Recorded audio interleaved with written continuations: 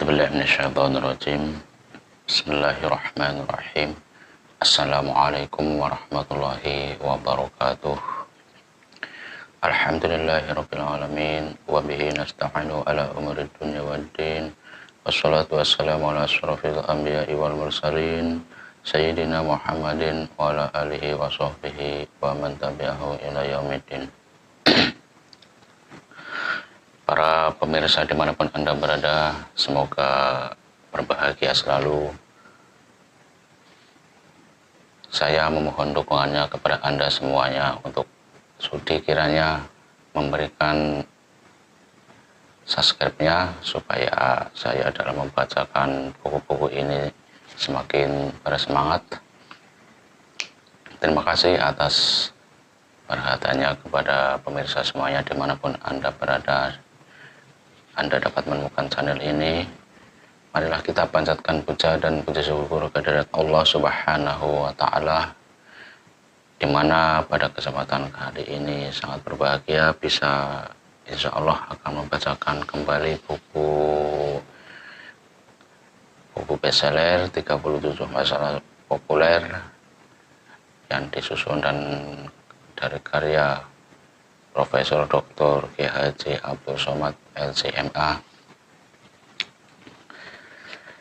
Salawat dan salam kita panjatkan kehadirat junjungan Nabi Muhammad SAW, yang mana kita harapkan syafaatnya kelak di Yaumul Ba'ats. Semoga kita sebagai umatnya mendapatkan syafaatnya. Amin ya rabbal alamin. Untuk meneruskan membaca buku pada edisi ini, yaitu bid'ah. Ini menurut Imam An-Nawawi menyetujui pembagian bid'ah menjadi 5. Para ulama berpendapat bahwa bid'ah itu terbagi 5: wajib, mandub, haram, makruh, dan mubah. Contoh bid'ah wajib menyusun dalil-dalil ulama ahli kalam untuk menolak orang-orang ateis, pelaku bid'ah dan sejenisnya. Contoh bid'ah mandub menyusun kitab-kitab ilmu, membangun sekolah-sekolah prasarana jihad dan sebagainya. Contoh bid'ah mubah menikmati berbagai jenis makanan dan lainnya, sedangkan contoh bid'ah haram dan makruh sudah jelas. Al-Hafidz Ibnu Hajar Al-Asqalani menyetujui pembagian bid'ah menjadi 5.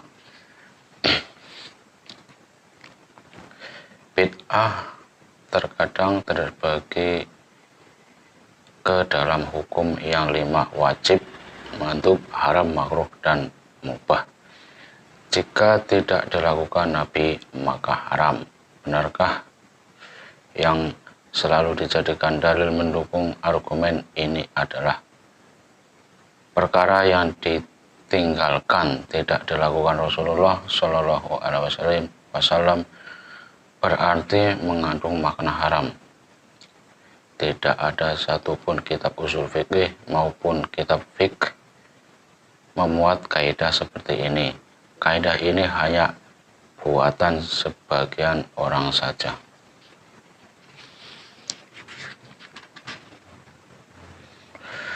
Untuk menguji kekuatan kaidah ini, mari kita lihat beberapa contoh dari hadis-hadis yang menyebutkan bahwa Rasulullah Shallallahu Alaihi Wasallam tidak melakukan suatu perbuatan, namun tidak selamanya karena perbuatan itu haram, tapi karena beberapa sebab. Pertama, karena kebiasaan. Contoh dari Khalid bin Al-Walid, ia berkata, Rasulullah Shallallahu Alaihi Wasallam diberi dab biawak Arab yang dipanggang untuk dimakan. Lalu dikatakan pada Rasulullah Shallallahu Alaihi Wasallam, ini adalah dab. Rasulullah Shallallahu Alaihi Wasallam menahan tangannya. Khalid bertanya, apakah dab haram? Rasulullah Shallallahu Alaihi Wasallam menjawab, tidak, tapi karena dab tidak ada di negeri kaumku, maka aku merasa tidak suka. Khalid memakan dab itu, sedang Rasulullah Shallallahu Alaihi Wasallam melihatnya. Hadis Al-Bukhari dan Muslim. Apakah karena Rasulullah Shallallahu Alaihi Wasallam tidak memakannya, maka dab menjadi haram? Dab tidak haram. Rasulullah Shallallahu Alaihi Wasallam tidak memakannya karena makan dab bukan kebiasaan di negeri tempat tinggal Rasulullah Shallallahu Alaihi Wasallam. Kedua, dikhawatirkan akan memberatkan umatnya. Contoh dari Aisyah, sesungguhnya Rasulullah Shallallahu Alaihi Wasallam salat di masjid pada suatu malam. Lalu orang banyak ikut salat bersama beliau. Pada malam berikutnya orang banyak mengikuti beliau. Kemudian mereka berkumpul pada malam ketiga atau malam keempat.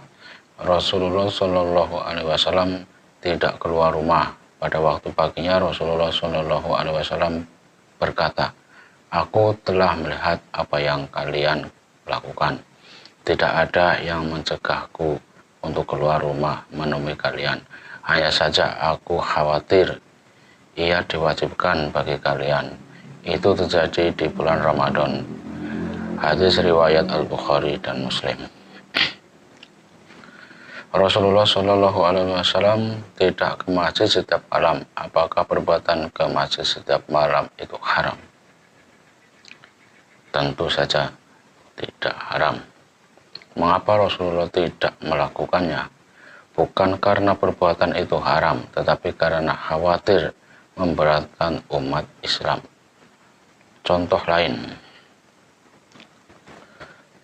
kalaulah tidak memberatkan bagi umatku atau bagi manusia, pastilah aku perintahkan mereka untuk bersiwak setiap kali salat. Hadis riwayat Al-Bukhari. Ketiga, tidak terlintas di pikiran Rasulullah Shallallahu Alaihi Wasallam. Contoh,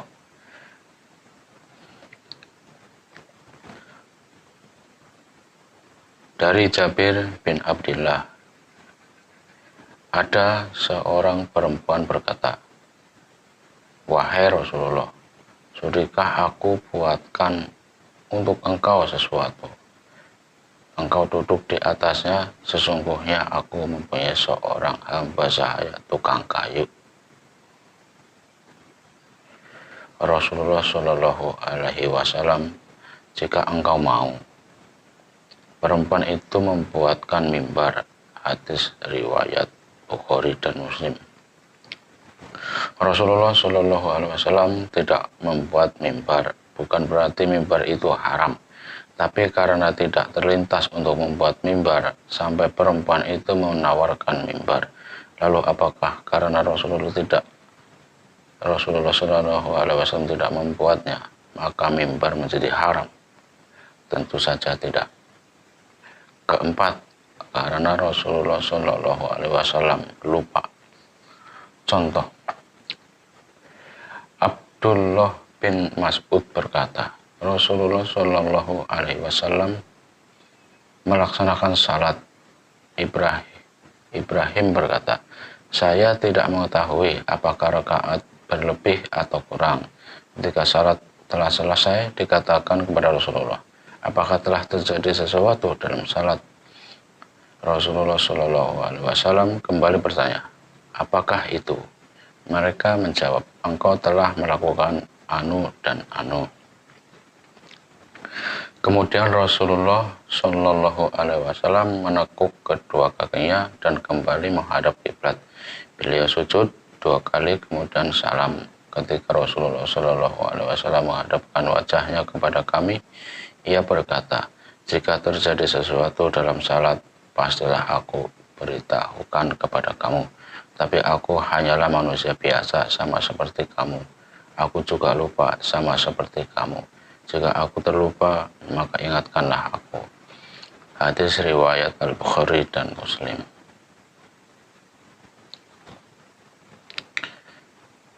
Rasulullah Shallallahu Alaihi Wasallam tidak melakukan bukan karena haram, tapi karena beliau lupa.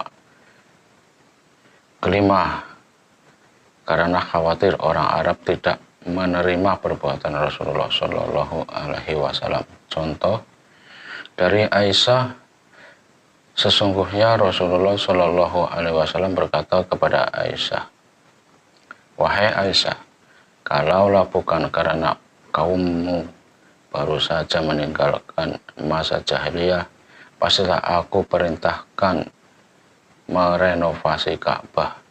Aku akan masukkan ke dalamnya apa yang telah dikeluarkan darinya. Aku akan menempelkan ke tanah, aku buat 2 pintu, satu di timur dan satu di barat. Dengan itu aku sampaikan dasar Ibrahim. Hadis riwayat Al-Bukhari. Rasulullah Shallallahu Alaihi Wasallam tidak melakukan renovasi itu bukan berarti haram, tapi karena tidak ingin orang-orang Arab berbalik arah, tidak dapat menerima perbuatan Rasulullah Shallallahu Alaihi Wasallam karena mereka baru saja masuk Islam, hati mereka masih terikat dengan masa jahiliyah. Keenam, karena termasuk dalam makna ayat yang bersifat umum. Dan perbuatlah kebajikan supaya kamu mendapatkan kemenangan.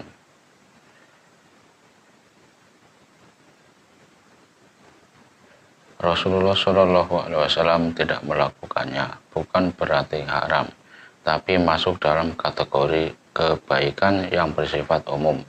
Jika perbuatan itu sesuai sunnah, maka bid'ah hasanah. Jika bertentangan dengan sunnah, maka bid'ah dolalah.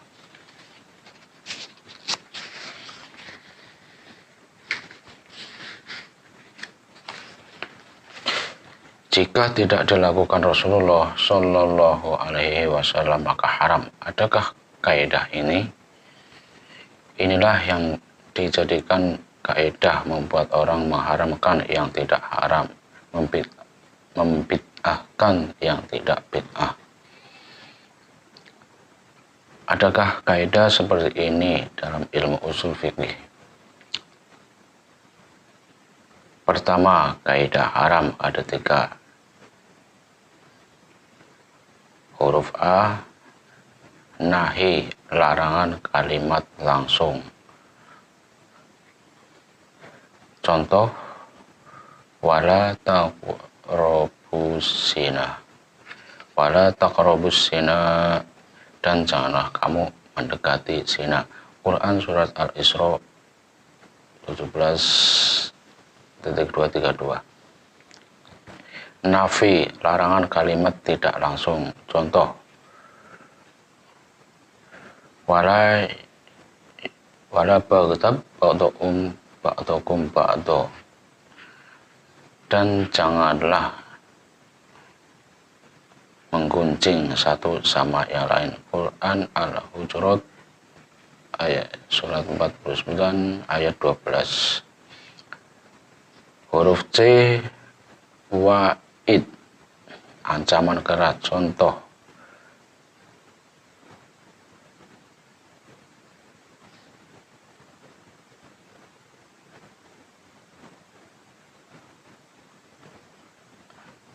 waman wasyana falaisa minna, siapa yang menipu kami maka bukanlah bagian dari golongan kami.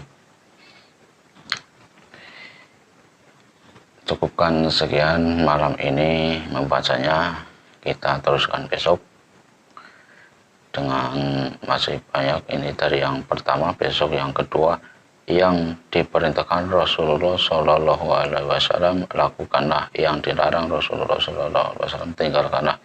Ini berdasarkan ayat wama atakumur rasulu fakhuduhu wa manahakum anhu fantahu.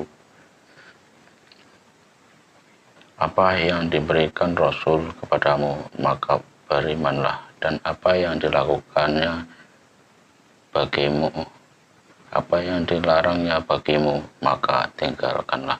Ini dibaca besok. Saya cukupkan sekian dulu. Ada kata-kata baca yang salah, astagfirullahaladzim, astagfirullahaladzim, astagfirullahaladzim, itu memang kekurangan saya. Dari saya cukupkan sekian. Alhamdulillah, semoga diberikan kesehatan. Mohon dukungannya, like, komen, dan subscribe-nya agar kami dapat terus membaca buku-buku yang ada di sini. Saya cukupkan sekian. Wabillahi taufiq wal hidayah. Wassalamualaikum warahmatullahi wabarakatuh.